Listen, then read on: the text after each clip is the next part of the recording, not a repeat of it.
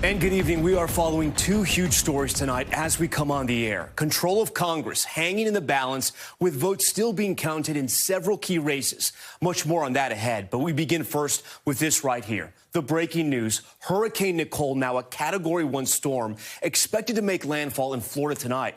You can see how big it is, maximum winds reaching 75 miles per hour, and residents on the east coast of Florida in for a long night ahead. But let's take a look at some of that damage from this storm. That has already happened. Powerful waves washing away the floor of this home. You can actually see below all the way to the beach sand just under it. And in Daytona Beach, parts of the seawall breaking off during high tide, large sections of the coast just crumbling into the sea. You can see all of that damage right here. Sam Brock is live for us tonight in Jensen Beach, Florida, as this storm is quickly approaching. Sam, we can see things are just worsening by the minute there.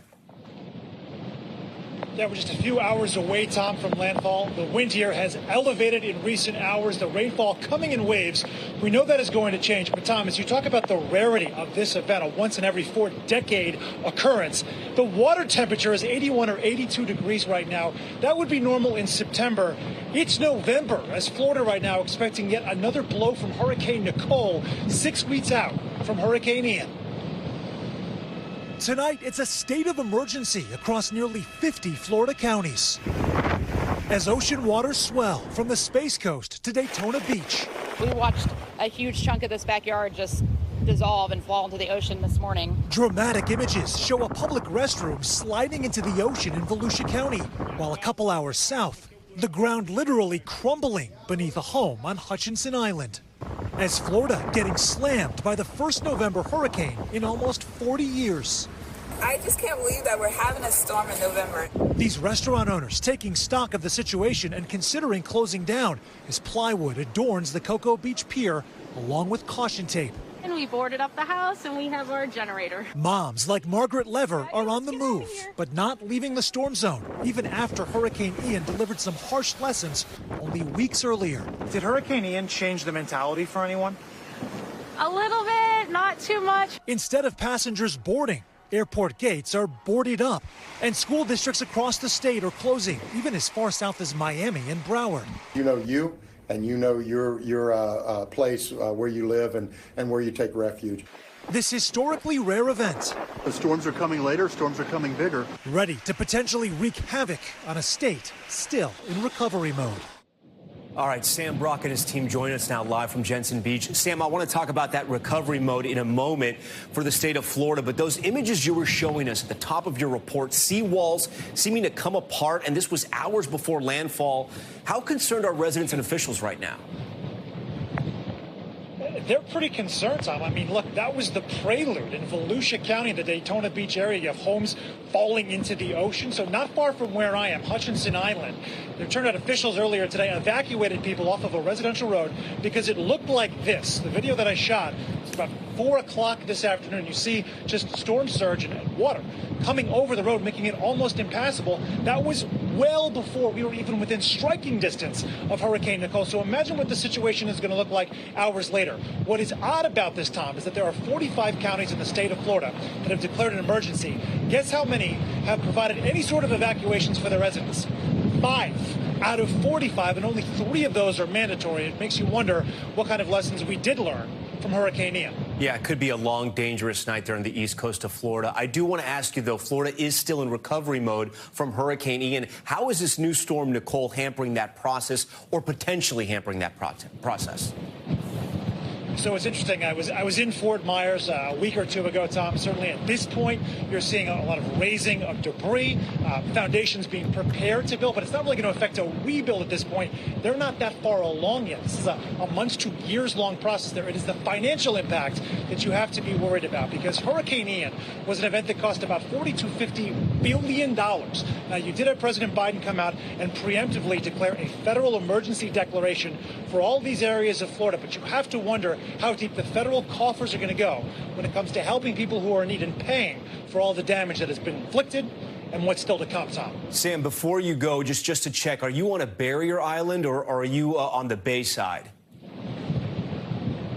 we're on a barrier island, so that is the Atlantic Ocean over my shoulder right there, and that is really why this gets so complicated for people. There are tens of thousands of folks who live out here on a little sliver of land. It runs up and down the Treasure Coast and many parts of Florida's East Coast. It's not protected from anything, and there's been so much erosion, Tom. The sand dunes have been worn down, the seawalls have been worn down, that it's a direct hit when Hurricane Nicole lands. There's nothing blunting the impact of those winds and rain, and that is what is so concerning. And that's why we've already seen some of that damage. All right, Sam Brock, we're going to check in with you later in the broadcast for more on Hurricane Nicole's path. I want to bring in NBC meteorologist Bill Cairns. And Bill, I was just talking to you there quietly off mic. If you could show us where Sam is and what the track is tonight. Yeah, so you can see where the storm is, right over the top of Freeport and Grand Bahama Island, right up here near Fort Pierce. This is Jensen Beach, and this little strip, this little barrier island you see out here, that's A1A. That is the area where Sam is located. And some of those areas, people have been asked to voluntarily evacuate. Some areas were mandatory. Just depends on your emergency manager in your county. So that does differ. And now we're getting towards the core of the storm, the actual heart of it, the stronger winds, the heavier rains. It's going to feel like a tropical storm. It looked like it with Sam going in. The Hurricane Center did go up to a hurricane. It's a minimal Category 1 hurricane, as weak as they could possibly get. I don't want to say weak, but they do go up to about 95 miles per hour. And it's moving west at 13, being about 100 miles away. That makes landfall sometime right around 1 a.m. to maybe 3 a.m. in the middle of the night. And then the storm system will cross the peninsula of the state as we go throughout the overnight hours. And then by tomorrow morning, be somewhere over the Winter Haven area, Osceola County, and then just north of Tampa by tomorrow afternoon, and then heading up there towards the Tallahassee area. But again, that landfall somewhere near Fort Pierce, the Jupiter area, Stewart, and that'll be about 2 a.m. tonight. So, Bill, we have some live pictures coming in from the famous Cocoa Beach on the east coast of Florida here, black and white. This looks like, I guess it's a beach cam. And I know there's a real concern tonight. Your team was telling me this about high tide and when Hurricane Nicole is going to make landfall in Florida. Well, if you notice that the last couple of nights, the full moon was 2 days ago, but it's still been very bright. It's very big. And that means we have astronomical high tides. The high tides right now are higher than they typically should be. They're ranging on the east coast of Florida by about 4 feet. So when they're at low tide, it's at 0, 4 feet when they're at high tide. And then if we get this 3 to 5 foot storm surge, you add 3 to 5 feet on top of 4 feet. That's a lot of water. And that was the concern. If we get this landfall at high tide's occurring from 8 p.m. tonight to 9 p.m. Low tide, 2 a.m. to 3 a.m. So we actually may finally get lucky with a storm at low tide landfall instead of high tide, and that'll prevent a lot of damage on the coast. So I'm mostly concerned with a tornado threat and also wind damage tonight. The midterm elections. The balance of power in Congress has yet to be decided, but already both parties looking ahead to 2024. President Biden making news at the White House late today, saying he plans to run again in 2024, but will make a final decision early next year. Florida Governor Ron DeSantis winning re-election in a landslide last night, positioning himself as the frontrunner on the Republican side. But former President Trump, of course, already teasing another bid for the White House, expected to make that announcement on Tuesday.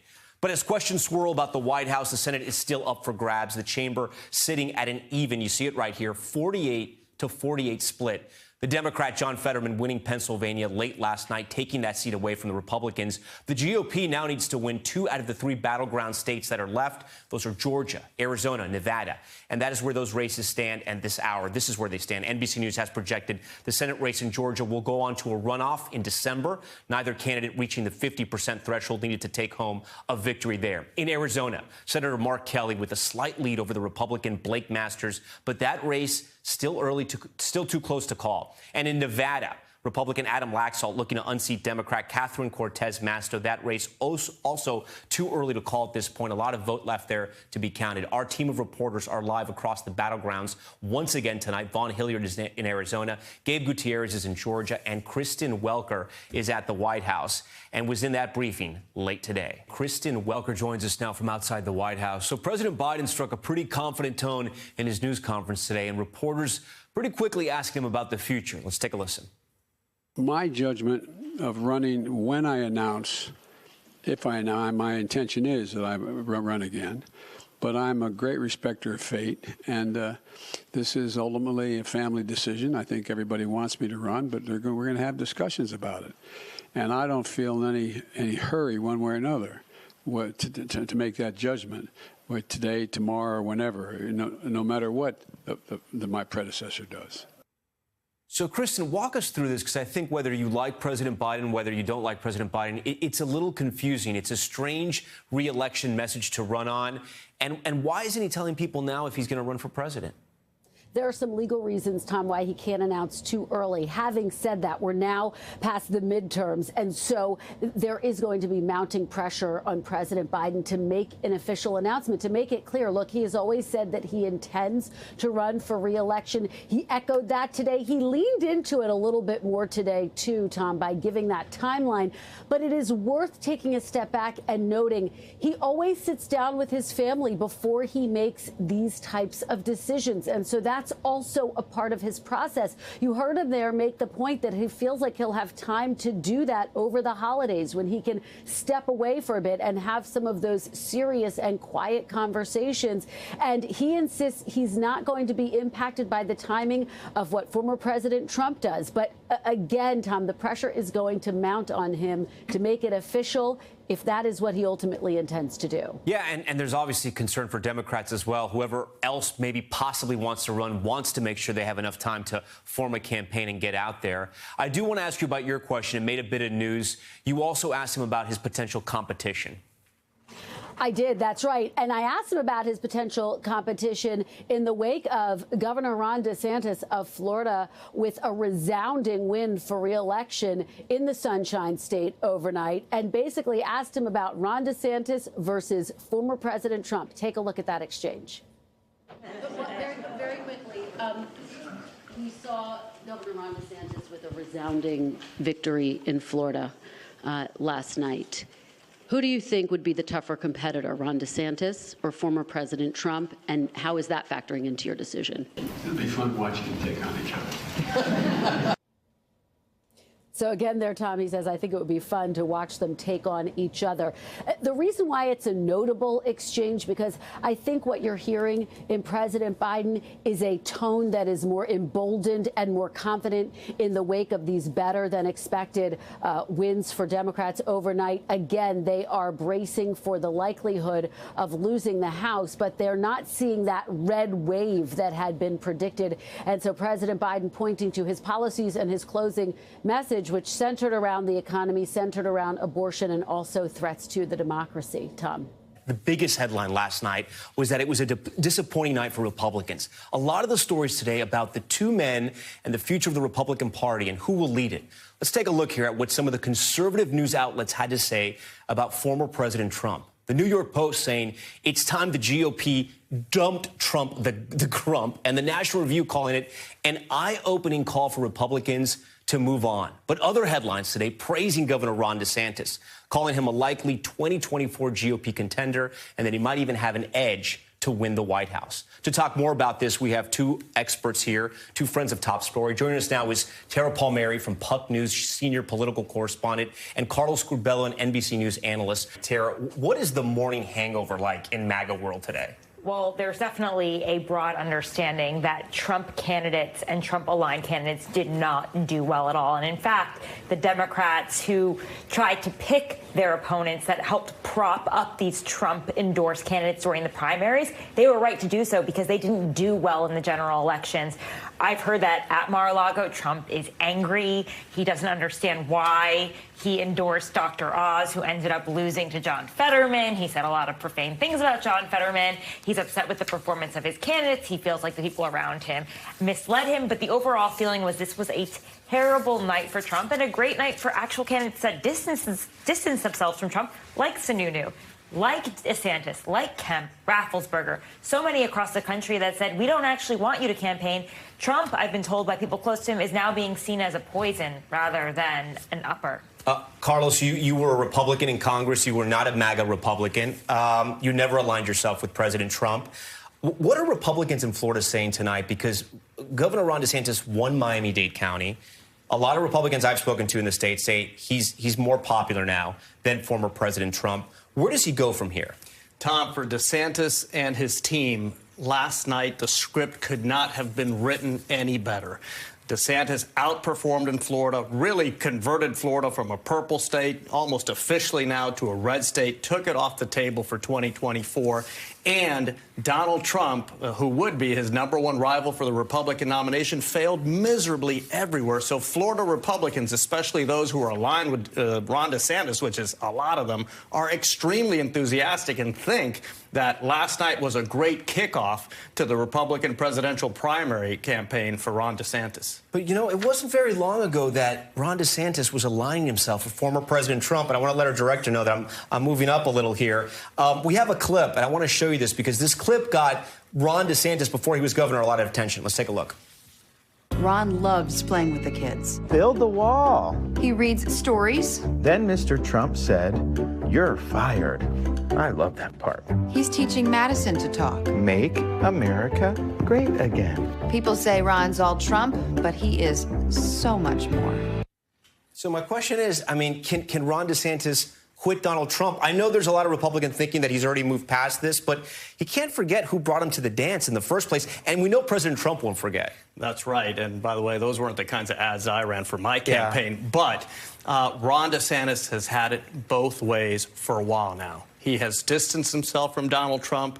He refused to campaign with Donald Trump, but he has appeased and, fed the Trump base at every turn.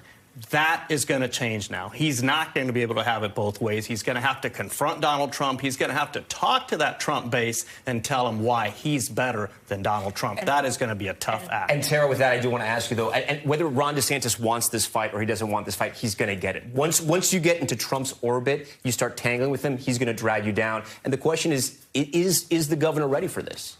I mean, he is already defining what the wedge issue is between the two of them, and that's his COVID response. Mm-hmm. He's already trying to talk to the anti-vax crowd. Governor DeSantis. Governor DeSantis. Like, he's defining a wedge issue right now with the Trump base. He's trying to win them over, saying, remember, Dr. Fauci was Trump's official, not mine. Remember that I kept Florida open. He's speaking to the anti-vax crowd very subtly. He is still working. He's trying to win over Trump's base, saying, I am Trump 2.0. I'm better than the first version. Why have the old, iPhone when you can get the new one? And that's his lane. We know that the former president, his schedule can change quickly. He's announced that he's going to make an announcement next week, November 15th. Do we think this changes anything? Do we think the DeSantis popularity play, the big night for Republicans, the bad night for MAGA, does this change, you think, the former president's plans at all? That was one of my first questions when I spoke to some Trump aides today. And in fact, they said no, because at this point, they feel like it shows weakness for him to change his course, that he's made it so clear that he wants to announce his presidency and he wants to do it now, so that to back down. It's probably you can't show weakness at this point. He does it immediately because he has to change the subject. The conversation right now is not good for Donald Trump. I will say this. I noticed President Biden, and he had a little swagger today. He's looking forward to this DeSantis-Trump potential fight. He looked more confident. He's teasing his reelection, possibly, though could be argued how good of a message that is. But could this fight between DeSantis and Trump tear apart the GOP? It can get very ugly. And one thing's for sure, when Donald Trump decides he's going to destroy someone, he doesn't let up. So you said it earlier, Tom. Yeah.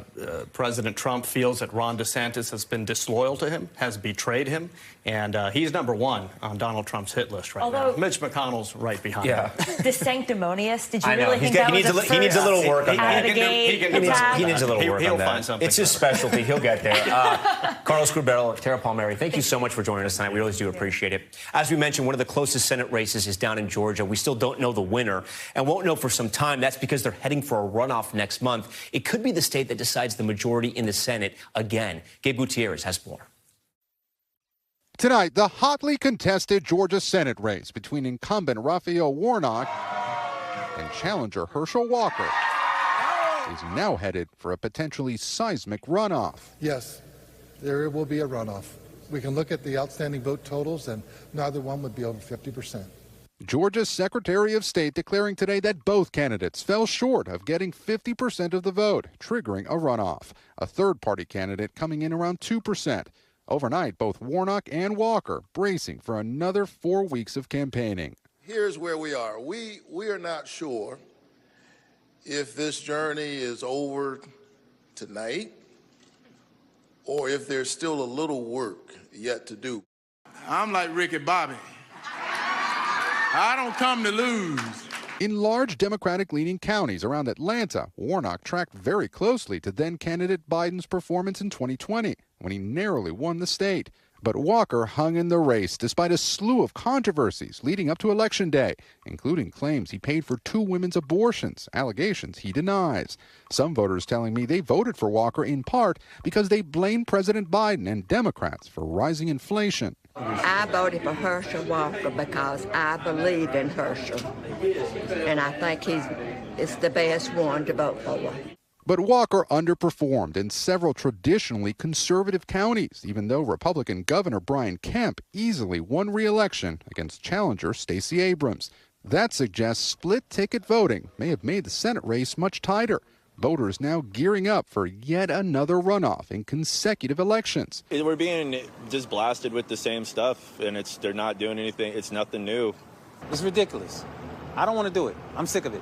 One more critical contest that could tip the balance of power in the U.S. Senate. Gutierrez joins us now from Atlanta. Gabe, walk us through the next few weeks in Georgia.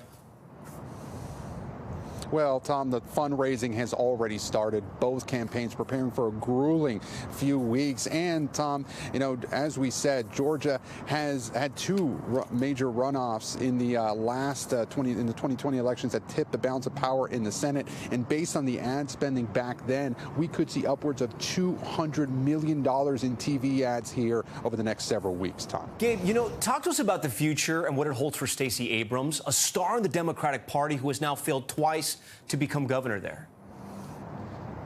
Yeah, Tom, she has not indicated what is next for her. So there's a lot of speculation about that here in Georgia, statewide elected office. There's no real path for her at any office in 2024. So there are all these questions about what she might do next. And people are throwing around more political activism. As you know, Tom, she is so well known here for starting up these voting rights organizations, and she has created that infrastructure here. But as of now, she has not indicated what is next, although it's anyone's guess at this point, Tom. Okay, Gabe Gutierrez is doing a lot of great reporting from Georgia for us. Gabe, we appreciate it. For more on the state of the races in Arizona and when we could see a decision there which could tip the balance of power in the Senate, I want to bring in NBC News correspondent Vaughn Hilliard, who's in Phoenix live for us tonight. So, Vaughn, you're a man in Arizona. We don't expect to know the outcomes for these races until at least Thursday night.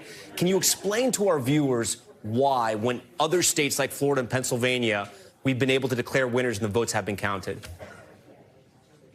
All right, we're talking about, let's just take Maricopa County here, which is the greater Phoenix area. It makes up almost 2/3 of the voting electorate here.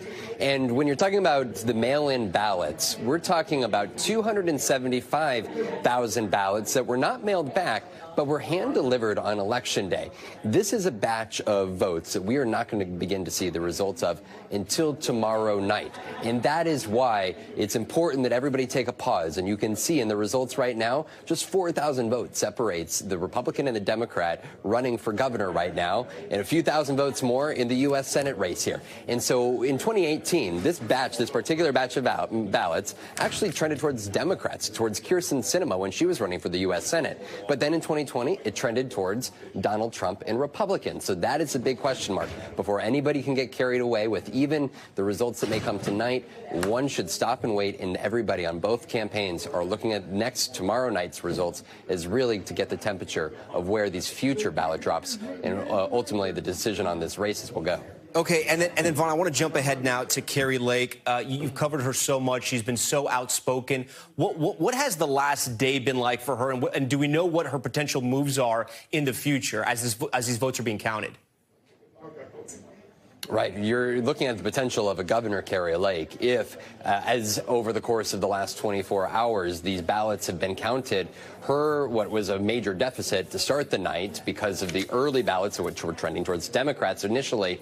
Ultimately, what we have seen over the course of the last 24 hours is her close that margin down to just 4,000 votes. And with still about 500,000 votes left to be counted here, there's a very real shot that Kari Lake is going to take the lead and be the governor. But last night, while she was still had looking at a major deficit. She up on stage, I think with a very marked and serious tenor, told the crowd that crooks and cheaters would not take the election from her. In her words, of course, this is an individual who continues to deny that Donald Trump indeed lost the state of Arizona in the 2020 election. She is a known election denier, yet what you saw last night, without providing any specific allegations or evidence of any fraud here in Arizona, she was already laying that foundation for making the case that this gubernatorial race of hers, this gubernatorial election, potentially was hit by fraud as well. Of course, we do not have any of those allegations here at this time, and we'll wait for the ballots to be counted. Yeah, I also saw that she said she was going to reform the press over the next 8 years as well. Okay, Vaughn Hilliard for us tonight from Arizona. Vaughn, we appreciate it. While battlegrounds remain too close to call, control of Congress still hangs in the balance. I want to bring in NBC News political director, moderator of Meet the Press, Chuck Todd, live for us tonight. He's from Miami. He must be high on Cuban coffee because he has not stopped. What else do you do? Chuck, what else do you use? Okay, we'll start with the Senate. Yeah. Walk us through what you think could possibly happen, what we're waiting for. All right, we have 4 uncalled races. Alaska is going to be won by a Republican or a Republican. So we know that's going to be Republican, which is why we'll go ahead and put there. And obviously, we're not going to be able to assign Georgia. So the question is, will the Georgia runoff be for control of the Senate? Well, it all depends on whether one party here wins both Arizona and Nevada. And right now, that isn't the case, right? We know that in Arizona, that right now you have Mark Kelly leading. And we know in Nevada, you have Adam Laxalt leading. So if this indeed ends up being where we are, this is what Georgia becomes, once again, deja vu all over again. So on the Senate path, it's pretty simple. Unless one party sweeps those 2 states in the Southwest, Tom, Georgia is going to be for the Senate marbles. Yeah, and then talk to me about the House as well. It almost sounded like President Biden said, or he thought the Democrats would hold the House. No, they're not going to hold the House. Yeah. And let me just show you the numbers here. Right now, we have 39 uncalled races, okay? 218 is the magic number. So what do Republicans need, right? Just 10 to get it. And we've been doing the math and tracking. And right now, we believe Republicans are leading in 14 of these 39. They only need 10. Democrats have to win 30 of these 39. Look, most of them, you can see the gray here. Most of them are in. We've got a couple in Arizona. We've got a couple in Nevada. We've got a bunch in California and a bunch in Oregon and Washington. So, you know, they're more likely going to split a bit evenly. So we're looking at a majority at best for Republicans, somewhere 221, 222, maybe 223. But there's the idea that Democrats win 30 of these 39, there would have to be a lot of mail-in ballots that we have not counted on that would suddenly flip a bunch of The president possibly getting a little ahead of himself there. But I do want to talk about that press conference, Chuck. I don't know if you had a chance to watch it, but I did. we had not seen, I have not seen the president that confident in a long time. But teasing a possible, announcement for re-election. Yeah. How are you interpreting all the messages coming from the White House? Look, I think he feels both emboldened and he feels as if, and this goes back to the 2020 campaign, even 2019 campaign. Very close advisor of him shared with me a story. They were trying to talk him out of running. They didn't believe he could win, and they believed this message, Soul of the Nation, wasn't a good idea. And his theory of the case has worked each time, and this is another one. He feels so vindicated, Tom, because everybody was backseat driving him over the last 2 weeks. You should be focused on the economy. This should be an economy message. The democracy issue is baked in, and he insisted on giving that speech. And I do think the combination of 3 things, the Pelosi attack, him, I think, using that moment to remind people of the threat on democracy, and then the reemergence of Donald Trump, those 3 ingredients certainly seem to motivate a group of Democratic voters who, if they showed up, were always going to vote Democratic. But it wasn't clear they were going to show up until Election Day. That's the most remarkable story here. When people want to know, why were some of the networks and so many people modeling this as a Republican win from the beginning? Because nobody banked on Democrats having a better than expected Election Day turnout. And guess who showed up in that Election Day turnout? It was young voters. Yeah, that was the big surprise, because they always let people down. They actually showed up this time. They showed up. Chuck, before I let you go, I do want to talk about Ron versus Don. Yeah. I was speaking to a Republican consultant today who's plugged in it and who's effectively won some campaigns. And he was basically telling me that Trump is over. And I had to remind him that, and we talked about this a couple days ago, in 2016, people said historically was the greatest field of Republican candidates, and Donald Trump took down each and every one of them. Where do you think this stands? And should people who are backing DeSantis not underestimate President Trump yet? You got to ask. Here's what I ask everybody who tells me. I've had these same conversations. Trump's done. Okay, but Donald Trump doesn't necessarily use the same logic as other people do. And let me ask you this. How does he concede? How does he concede the Republican nomination? Explain to me that moment. We all know what happened in the 2020 election, and he is the idea that he's going to back down and say it is time to pass the baton. That's to me, this scenario I can't figure out. I do believe the Republican Party's ready to move on. The data shows it. It was down to only 30% of Republicans call themselves Trump supporters more than the Republican Party. This Republican Party, I don't know how many different ways they can send the message. They don't want Trump as the leader. But the base of that party, the leaders are afraid of that base of that party. And I'll tell you, if he doesn't take it on, if DeSantis doesn't take him on directly, I think that they're going to be stuck with him because Trump will never concede. He'll never concede, and that's the real fear that runs through some elected Republicans. It's a story I know we'll probably be talking about for the next 2 years. Yeah. Chuck Todd, the Top Story team, will send some café con leche over to you because I know you and our entire NBC News team. We're going to keep going. Yeah, you guys have a big special. Yeah. We'll continue to monitor all these races throughout the night and bring you the latest headlines on a Meet the Press election results special that's coming up at 9 p.m. Eastern right here on NBC News Now. Okay, we're back now with Top Story's news feed and an update on a story we brought you back in September. 2 Colorado police officers have been charged after a train hit their patrol car with a handcuffed woman inside. You may remember this disturbing body cam footage, officers placing the woman inside of their car that was parked on train tracks when a freight train smashes right into it. The person inside suffered multiple broken bones. One of those officers now charged with attempted manslaughter and second-degree assault. The second officer is facing reckless endangerment. A man is recovering after being rescued from a steep cliff in upstate New York Park. New aerial footage shows crews reaching the 46-year-old man after he fell, get this, 300 feet down a mountain. The hiker trapped there overnight in near freezing temperatures. A park ranger heard him yelling and called authorities. Rescuers using a drone to help locate him. He was airlifted to the hospital, but he is expected somehow to be okay. And Tesla is recalling more than 400,000 of their vehicles over steering issues. The company says the vehicles could lose power steering when driving over bumpy roads and potholes. The recall includes Models S and Model X vehicles from 2017 to 2021. Tesla is issuing a software update to fix that issue. Okay, turning now to another big tech company announcing major layoffs. Facebook's parent company, Meta, cutting 13% of its staff following heavy spending and weak ad revenue. NBC's Tom Costello with the new video tonight. It was a contrite and remorseful Mark Zuckerberg on a video message recorded by an employee today. I want to say, up front, that I take full responsibility for this decision. The CEO of Facebook parent company Meta announcing the company would be laying off 11,000 employees, a stunning 13% of the workforce, saying the company needs to become leaner and more efficient. It was, one of the hardest calls that I've had to make in the 18 years of running the company. The trouble? Meta ramped up hiring during and after the pandemic while spending billions on Zuckerberg's vision of a virtual reality future called the metaverse.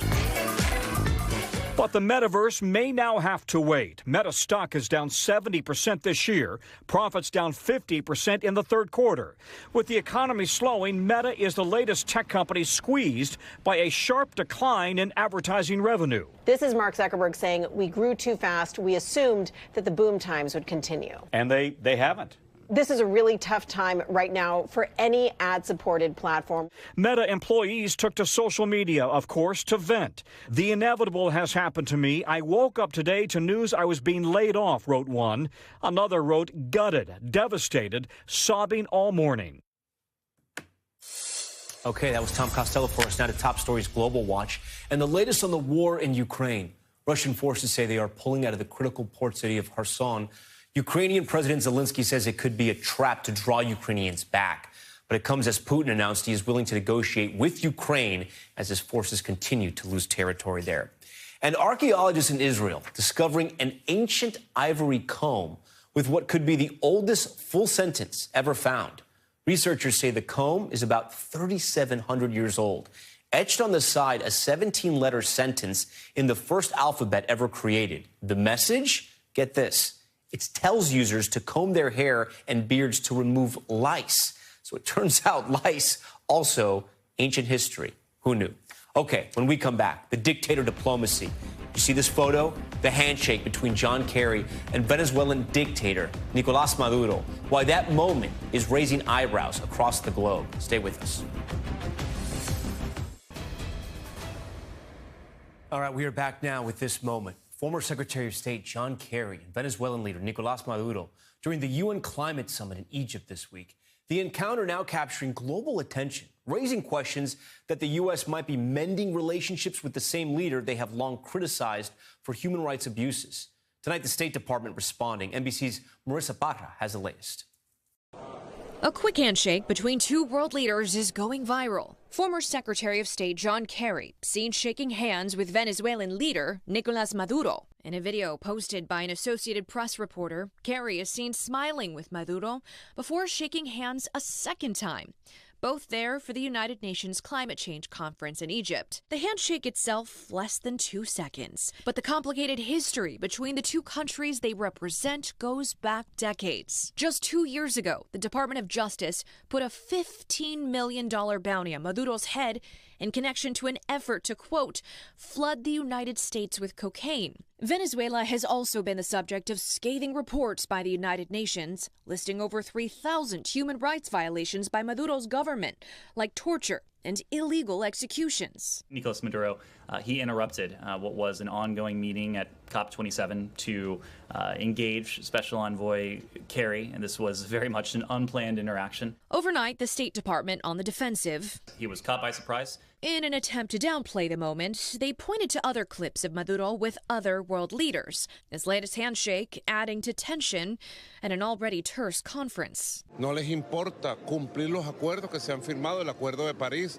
Maduro taking shots at Europe and the U.S. over their commitment to fighting climate change. El pueblo venezolano debe pagar las consecuencias de un desequilibrio causado por las principales economías capitalistas del mundo, quienes han contaminado y continúan contaminando el planeta para el beneficio de unos pocos. A big theme of the conference this year centers on who will foot the bill for climate-fueled disasters in developing countries. Let's get real.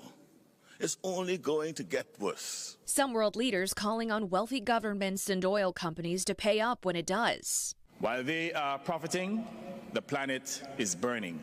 And with Brazil's return to the conference and a possible appearance by Brazil's new president-elect, Luiz Inácio Lula da Silva, otherwise known as Lula, the Brazilian leader campaigned on promises to protect the Amazon rainforest and restore Brazil, the world's lungs, as a leader on climate change. Heated conversations to be had on how to fight a warming climate, all while navigating political tensions. All right, Marissa Parra joins us now from D.C. So, Marissa, the handshake between Maduro and Kerry might be the video that went viral, but Maduro's also been seen speaking and shaking hands with other leaders like France's President Emmanuel Macron. Are we getting a sense that the world is warming up to this authoritarian leader?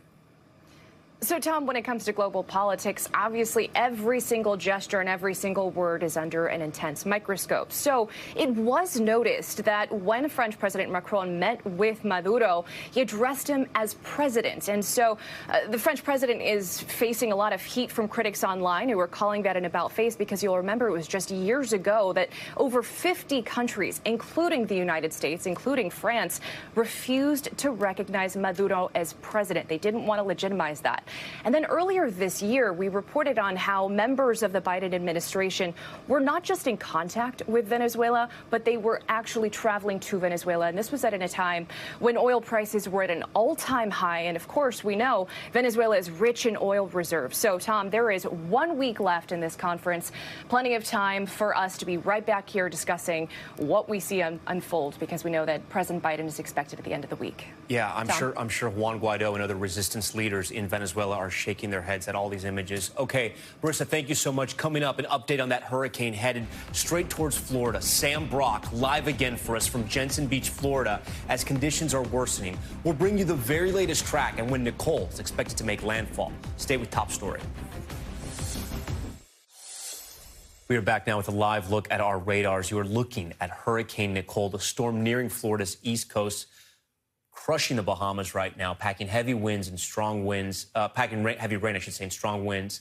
I want to bring back our Sam Brock, who's in Jensen Beach, live for us tonight. Sam, we checked in with you at the top of the hour. What's it look like right now, and can you feel things getting worse? So, Tom, Hurricane Nicole right now is definitely looming. The wind is strong. It's tropical storm force winds. What's remarkable about Nicole, actually, is its size, Tom. The wind field, I should say, goes about 485 miles north of the center.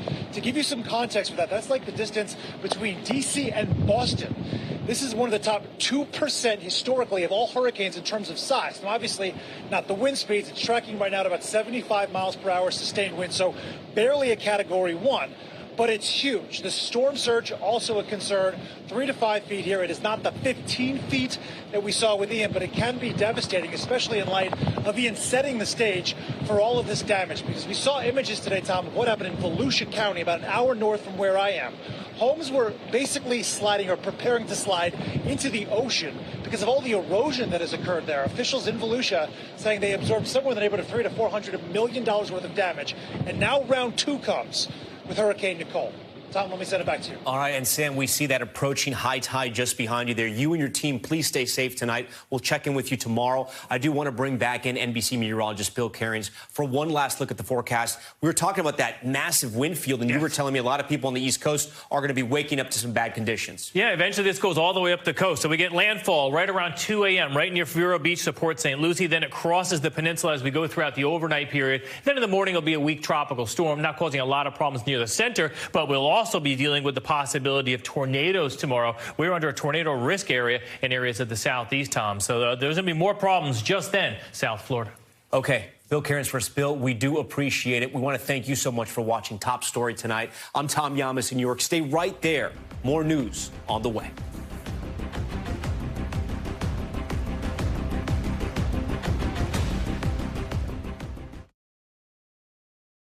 Thanks for watching our YouTube channel. Follow today's top stories and breaking news by downloading the NBC News app.